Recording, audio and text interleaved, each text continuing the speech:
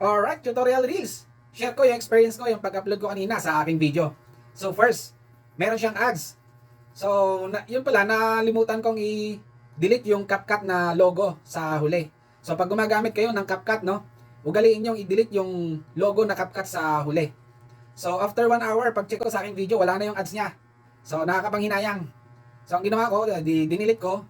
Tapos nilagay ko sa aking reels. Kasi kung sa videos content ko ilalagay ay magkakaroon ng violation.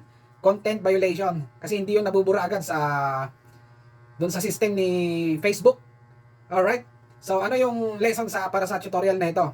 So yung ugaliin yung pag-delete ng logo sa CapCut. And second, yung re-uploading. So magkakaroon ng violation, content violation pag re-upload, no? Alright? So para sa more updates, follow yung Fanatics TV, yung aking page. And don't forget to follow and share. Thank you so much and bye-bye!